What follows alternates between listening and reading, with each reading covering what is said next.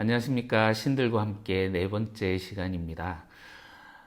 지난주에 우리가 하나님이 자기 백성들과 함께 언약을 맺으실 때 그 백성들에게 계시하셨던 그 하나님의 모습, 자기 소개와 그리고 특별히 첫 번째, 두 번째 언약에 드러난 그 하나님의 모습에 대해서 살펴보았습니다.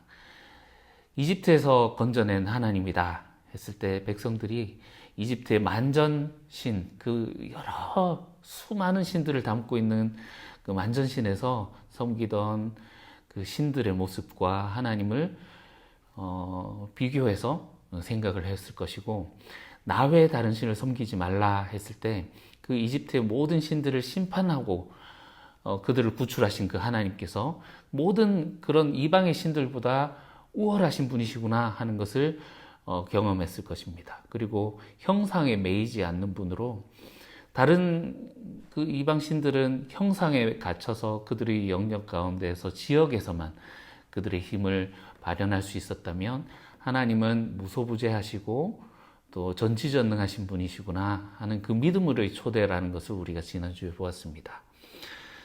오늘은 이제 계시 두 번째와 세 번째 계시를 보실 텐데요. 두 번째 계시는 신명기 28장에서 하나님이 이제 백성들을 모아놓고 모세를 통해서 축복과 저주를 선포하시는 그 장면에서 나옵니다. 그 신명기 28장에 보면 신명기라는 게 다시 신자거든요. 다시 신자, 명자. 그래서 하나님이 이끌어내신 그 백성들을 약속의 땅에 들어가기 전에 모세가 모아놓고 이제 있었던 일들을 다시 이제 한번 정리하면서 하나님의 명령을 그 백성들에게 알려주는 그런 그 책이 바로 신명기죠. 신명기 28장에 보면 그 하나님이 백성들에게 축복과 저주를 선포하는 장면이 나옵니다. 그런데 우리 현대인의 눈으로 읽는 것과 그 당시에 그 사람들이 들었던 그 소감은 우리가 생각할 때와는 굉장히 다른 느낌이었을 것으로 생각됩니다. 왜냐하면 우리가 그 축복과 저주를 읽어보면 하나님의 말씀을 따르고 순종하면 이런 부분을 축복한다고 하시네, 이런 부분을 저주한다고 하시네 하는 그 복의 종류, 저주의 종류에 초점을 맞추면서 읽겠지만, 고대인들은 이 복이 임하는 영역들, 그리고 이 저주가 임하는 영역들에 초점을 맞추었을 겁니다. 그 결론부터 말씀드리면 하나님 한 분이 홀로 이 모든 것을 주관하신다라는 것에 핵심 메시지가 있는 것입니다. 그 영역을 나중에 여러분들이 신명기 28장을 한번 찬찬히 읽어보시면 좋겠고요. 그 영역을 간단하게 이렇게 축약해서 모아보면 이 영역이 전 우주적인 영역인 것을 알 수 있습니다.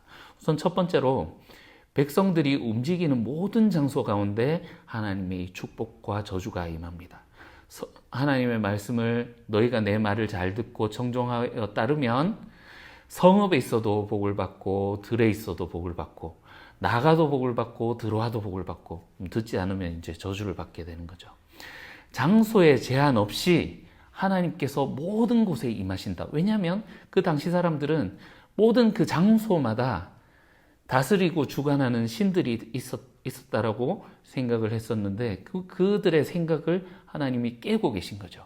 하나님 한 분만이 이 모든 한계를 넘어서서 하나님이 축복하시고 저주하시는 이런 권한이 하나님께 있다라는 것을 말씀하시는 거거든요. 이 하나님의 복과 저주는 생산에도 임합니다. 자녀들, 집짐승에게도 소와 양과 가축들, 그리고 열매, 곡식 광줄이나 창고나 너희 하는 일이나 땅의 소출까지도 하나님께서 주관하셔서 축복과 저주를 내리신다 말합니다. 다시 한번 말씀드리지만 이 각각의 영역에는 주관하는 신들이 있었고, 그런데 하나님께서 이 모든 것을 하나님께서 축복을 주시고 저주를 줄 수 있는 분이시다라는 것은 그런 신들과는 달리 그렇게 한계가 있는 분과는 달리 하나님께서는 이런 영역이나 지역이나 구분 없이 하나님 한 분이 모두 주관하신다라는 것을 말하고 있는 것입니다. 심지어 전쟁의 영역에서도 그렇고요. 하늘과 비의 영역까지 하나님이 다스리십니다. 이것이 단지 하나님의 전투력을 보여주는 것이 아니라 하나님의 우주적인 초월성, 이런 축복과 저주의 모든 영역을 하나님께서 다스리신다라는 것을 보여주는 거죠. 그래서 이 세 번째 계시로 넘어오면 우리가 또 재미있는 것을 볼 수 있습니다. 세 번째 계시는 치료의 하나님입니다. 치료하시는 하나님. 이 고대 근동 사람들에게 건강, 장수라는 것은 모든 사람이 누릴 수 있는 복이 아니었습니다. 제가 네팔을 다녀온 적이 있는데요. 그 네팔에 그때 한 20년 전쯤인데 제가 듣기로 그때 네팔 사람들 평균 수명이 42세 정도라고 들었습니다. 우리나라도 근대화 이전에 보면 사람들의 평균 수명이 굉장히 짧았던 것으로 나와 있죠. 우리가 알고 있습니다. 고대에는 더했지 않겠습니까? 남자들은 전쟁에 나가서 많은 남자들이 죽고 또 많은 여자들은 출산을 하다가 또 죽기도 했고요. 위생관념이나 의학적인 지식 이런 것이 없으니 작은 상처만 나도 죽임을 당하고 많은 사람들이 그렇게 죽었던 거죠. 그래서 우리나라도 옛날에 환갑잔치를 그렇게 크게 했지 않습니까? 60세 같으면 요즘 청년이지 않습니까? 그래서 장수하기 위해서, 건강하기 위해서 이들이 의지해야 했던 존재는 바로 신입니다. 치료의 신이지요. 여러분, 우리 복음서에서도 보면 예수님이 가버나움 마을에 들어가셔서 귀신 들린 자를 고치시고 그 병자를 치유하셨더니 그 소문이 확 퍼져가지고 온 동네 사람들이 예수님께 몰려들고 막 벌떼같이 마을 전역에서 아픈 사람들이 몰려오는 것을 우리가 볼 수 있지 않았습니까? 그런 맥락이라고 볼 수 있겠죠. 열왕기 하에 보면 두 가지 장면이 대조되어 나오는 것이 있습니다. 열왕기하 1장에 보면 이스라엘 왕인 아하시아가 부상을 당하게 되는데 그때 자기가 병상에서 일어날 수 있겠는지 그것을 물어보라 하면서 이방으로 사절단을 보내는 이야기가 열왕기하 1장에 나오고요.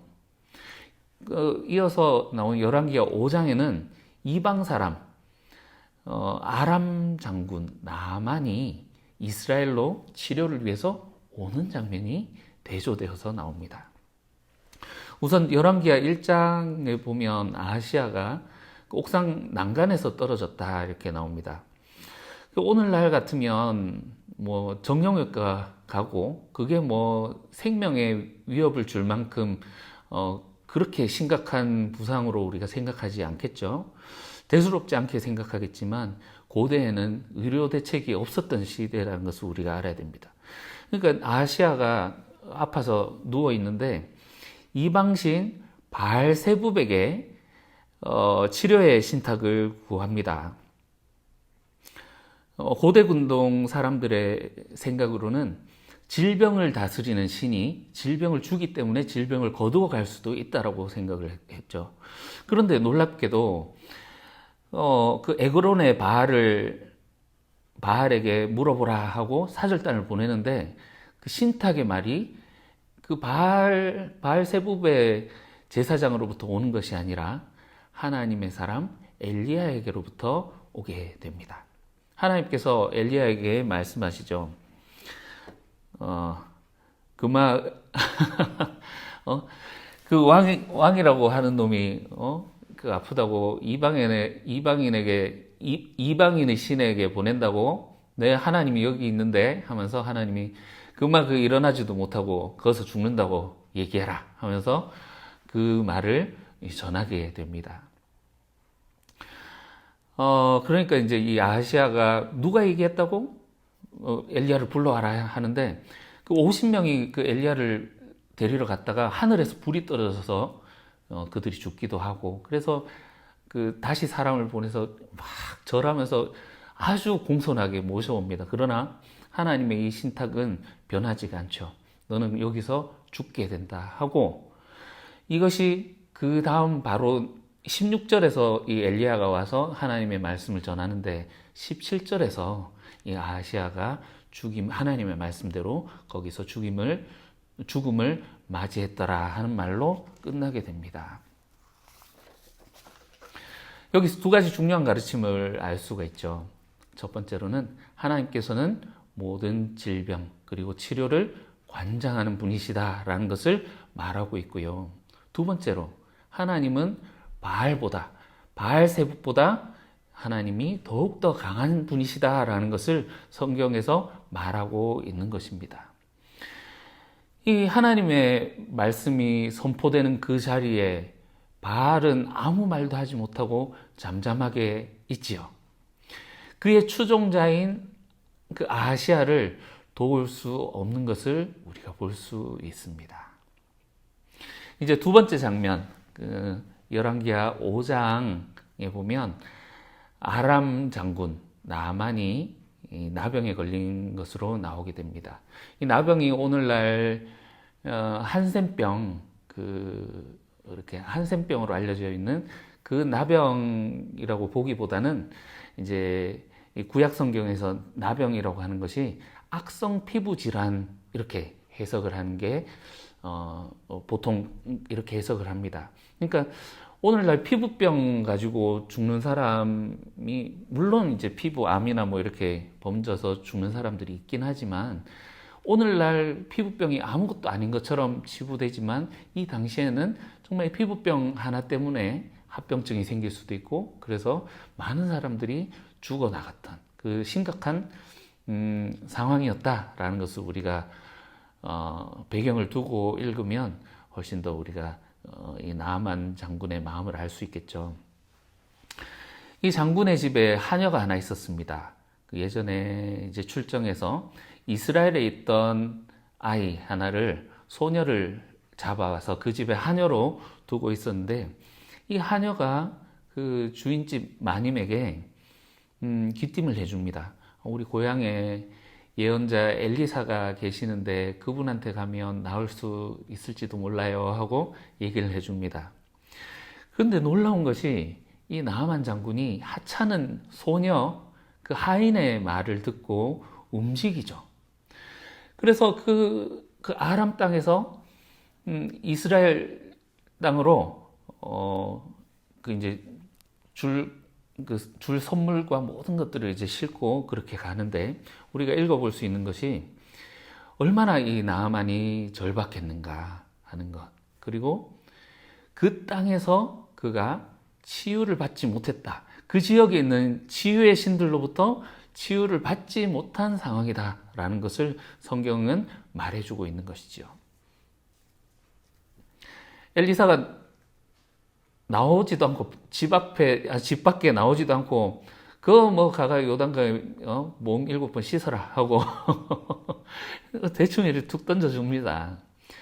나아만이 굉장히 황당해하죠. 그래서 기분 나빠서 돌아가려고 하다가 아이고 이 멀리까지 왔는데 말이나 한번 들어보시죠. 뭐 밑져야 본전이지 않겠습니까 하는 그 수하의 말을 듣고 요단강에 가서 7번 목욕을 하고 7번째 딱 나올 때 그의 그 피부병이 나병이 낫게 됩니다. 그리고 나서 신앙 고백을 하게 되죠. 이제야 나는 온 세계에서 이스라엘 밖에는 하나님이 계시지 않다는 것을 알게 되었습니다. 물론 그 이방인의 한계가 있습니다. 그 당시 사람들의 생각으로서는 그 지역을 벗어날 수 없기 때문에 그 신들이 다스리는 영역이, 그래서 이스라엘 흙을 가지고 가서 내가 우리 본향에 돌아가서라도 이것을 두고 하나님을 섬기겠습니다 하면서 그렇게 그 지역을 벗어나서 능력을 발휘할 수 있는 하나님인지까지는 나아만이 알 수 없었던 걸로는 보입니다만 어쨌든 이 이방인이었던 나아만은 이스라엘 하나님을 만나고 거기서 치유를 얻게 되고, 그래서 앞에 있던 그 열왕기하 1장에 아하시아 왕과 대조를 해봤을 때 하나님을 섬기고 있다고 하는 그 아하시아 왕은 이방인을 찾다가 결국 하나님으로부터 죽임을 당하게 되죠. 이 성경은 이렇게 왕하 1장 5장에서 보여주는 것과 같이 하나님과 이방 신들의 대결 장면을 여러 군데 보여주고 있습니다. 하나님은 이방 신들처럼 한계가 있어서 어떤 영역이나 지역에 국한되어서 다스리시는 그런 제한된 하나님이 아니다. 하나님은 이런 신들보다 월등하신 분이시다. 하나님의 말씀을 믿고 따라라 하는 것이 그 메시지겠습니다. 오늘날 우리 그리스도인들은 이 이야기들을 당연히 받아들이고 이 당연한 얘기를 하는가 생각할 수 있겠지만, 당시 이 하나님을 섬기는 하나님 백성들에게 보여주신 이 계시는 어마어마한 그 혁신적인 것이었을 것입니다. 이것을 받아들이는 데는 어마어마한 믿음이 필요했던 것이죠. 하나님이 어디든 주관하신다. 그래서 성읍에 나가 있든 들에 나가 있든 집을 나가든 집에 들어오든 모든 곳에 하나님이 계신다. 그리고 모든 영역을 하나님이 주관하신다. 사람이 하는 일이나 땅까지도, 하늘과 땅의 모든 비나 모든 것까지도, 전쟁이나 치유까지도 하나님은 주관하시는 분이시다라는 것을 오늘 시간을 통해서 이제 하나님의 계시에 대해서 살펴봤고요. 다음 주에 생명과 죽음까지도 관장하시는 하나님, 이 하나님의 계시에 대해서 다음 주에 이어서 살펴보겠습니다. 감사합니다.